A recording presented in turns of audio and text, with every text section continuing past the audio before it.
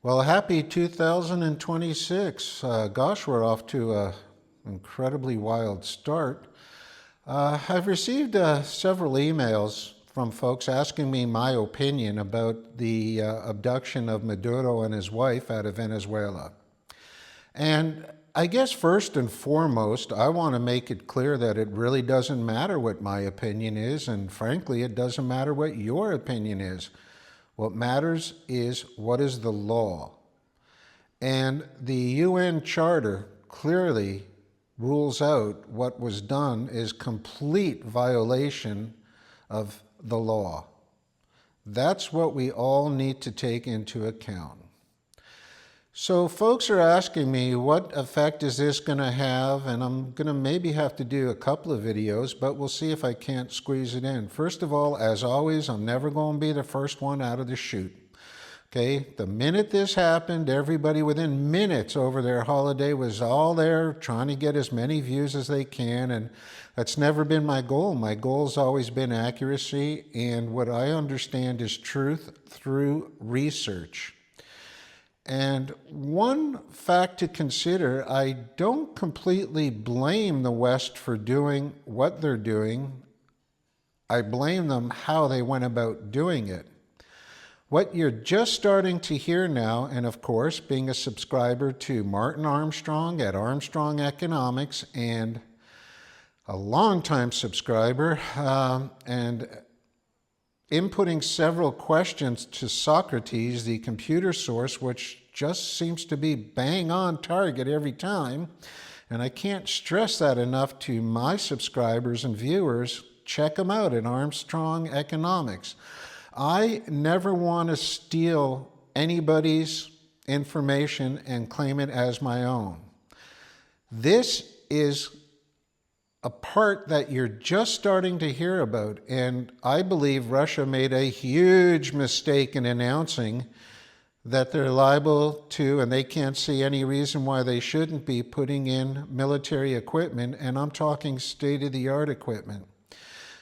Any of my readers and followers who have not researched about the reshape, which in English means hazelnut, that type of technology, which is indefensible, it cannot be stopped, and putting this type of equipment in Venezuela would literally render the West defenseless.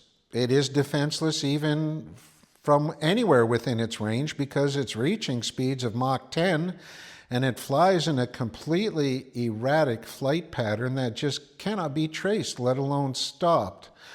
As I've stated in many prior videos, there's a huge amount of technology in Russia's military. China as well. America is, without question, the strongest military when it comes to invasion. When it comes to anybody they want to kidnap, certainly in the Western Hemisphere, there's nothing that can stop them. So one of the questions I'm receiving a lot is, do you expect retaliation from Russia and China? That's really a two-part question, because if you're asking, do I expect military retaliation? My research says absolutely not. For a couple of reasons. One, both nations are not aggressive by nature, they're defensive by nature. And China is all about commerce, not about war and regime change. So I don't anticipate any military activity, and secondly, they can't. There's nothing they can do to prevent the West from taking over any country in this hemisphere, and that includes the one I live in. So, from an economic standpoint, absolutely, there's going to be a lot of things done over the next while, but once again, one country reacts kind of reactive. The other two countries are more proactive, which is the reason why Russia is taking so long to take over what they want in Ukraine. They could have gone in there gangbusters and made a mess of everything, but that was never the intention because it's not a war. It was a military operation, and strategically it's proven very successful.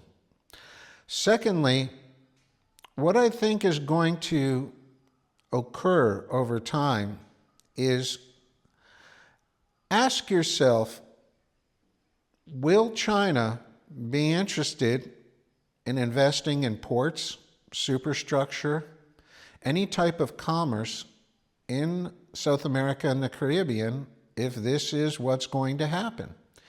So with that in mind, the answer might be, I doubt it. I don't think so anymore. They're going to lose the port in Puerto Rico. They're going to lose what they invested in Jamaica. They're going to lose billions of dollars of what they invested in Venezuela. They're not stupid. Why would they continue to invest? So we all suffer for that because prices are going to rise. Different types of products, both in variety and quality, are going to be vastly limited. And this doesn't help anybody. Another thing you might want to ask yourself is go back and study your history. Don't wait for what's on any kind of mainstream news. Study history and maybe tune into people like Max Blumenthal. Tune into Martin Armstrong. Tune into maybe Pepe Escobar and find out what is really going on. There's several others. Those are just three that came to the top of my head.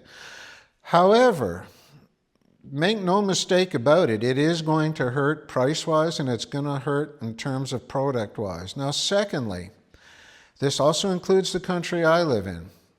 Anybody who still thinks they live in a sovereign country, you better put down the burger and start thinking, because anybody that does not follow, any country rather, that does not follow what they are told to do, the same thing's going to happen to them. Because there is no president, there is no high-ranking official, there is no politician that is safe from the same occurrence, what you just witnessed. So how do I feel all this is going to play out? My truthful answer is nobody knows. The only one that I would put my bet and place a lot of chips in that corner would be what comes out of Martin Armstrong's mouth, because for several reasons. And that is, one, he's a trader. He understands the world economy. He understands how countries and everything are connected. So it's a fair bet, judging from being a member for almost 10 years now, that he's going to be accurate. So without me long-mouthing it, you just go there and tune into Martin Armstrong at Armstrong Economics and go on the public blog. If you find any value to it, maybe consider a private subscription to Socrates, and you'll be able to gain access to that incredible system. And I'm not being paid to say this, and I get no royalties, just in case something like that's running through your mind. I do not. I do not ask for subscription. I do not ask for any money. I do this because, one, of a tremendous interest in geopolitical events. Two, the group I'm with, the mentors for over 4 decades. I don't need to express our accuracy. It's phenomenal. You may not agree with it, but that's your choice. And I do this out of a love, a passion for study of geopolitical and commerce in terms of commodities. It's just a passion rather than watching TV. Nothing more than that. Now, I want to ask you on a closing note, so I'm not going to drag on this. There is so much out there on the web right now, on YouTube, Rumble, BitChute. Maybe take a look at some of the videos on the names that I had mentioned, but also a very important point to close out with. Always, and I've learned this again from Armstrong, always ask the question, has this been done before? And if it has been, what were the results? You can start on and on. Gaddafi, You can go into Iraq. You can go into Afghanistan. You can go into Kuwait. You can go into Korea, Vietnam. You can go into countless other wars and regime changes and coups brought on by the West. How many of them worked out in a positive fashion? Very few, if any. I always like to say slim and none, and Slim just walked out the room. Now turn around, reverse, and look at your own country. How do you see it?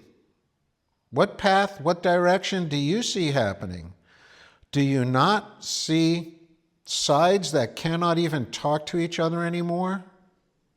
How do you let in close to 30 million undocumented individuals from the same countries that your politicians are saying are out to kill you and destroy you? Why is it every war and regime change is always in someone else's country, but yet they're claiming they're all out to get and invade you? And yet you let them in by the millions. Look at the homeless. Look at the good citizens of America suffering because they don't know what to do. And I'm talking middle-class people that want to work, responsible people. All they get is higher taxes, and out of all these regimes, the only ones that have benefited are the few at the top of the pile. The Soroses, the Gateses, the Trumps. I mean, you can just go on and on with the handful of people that benefit from this. Everybody else seems to suffer. This is a big reason why, through taxation, you're seeing the middle class erode. Bear in mind, the middle class in Asia and Russia is soaring on a positive level. While they have problems in their nation and their economies too, their economies are in excellent shape compared to the West. So I am saying to look at it from a broad perspective, and I'm not here to change anybody's views. I'm just asking you to open your mind and be,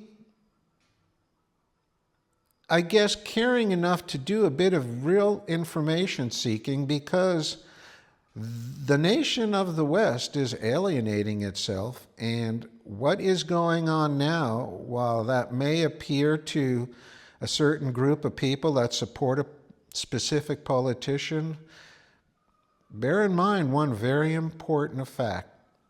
All through history, it's the markets that prevail in the long run. If you are alienating yourself and you are becoming, or already are, in my opinion, a nation that every other nation, even though they might be afraid to say it, every other nation knows that the West cannot be trusted. There is no rule of law.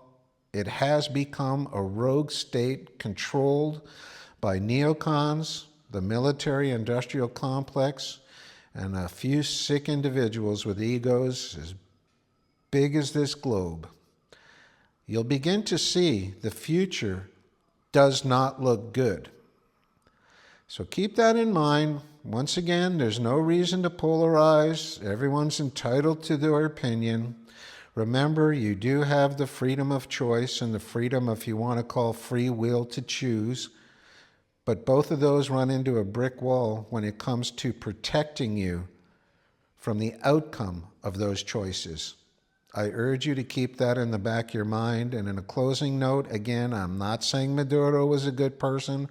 I'm not saying anybody was, except maybe Gaddafi. He really, and a couple of others. But I'm saying, does that give another country the right to break the UN Charter, to kidnap, and to create regime change and volatility all over the planet? They do it by sanctions.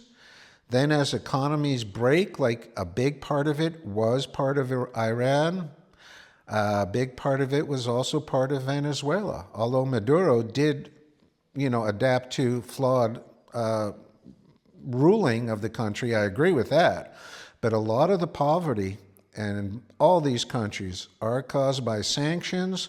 Then the West will move in. Now we'll talk to a few key people because that's all they need to control.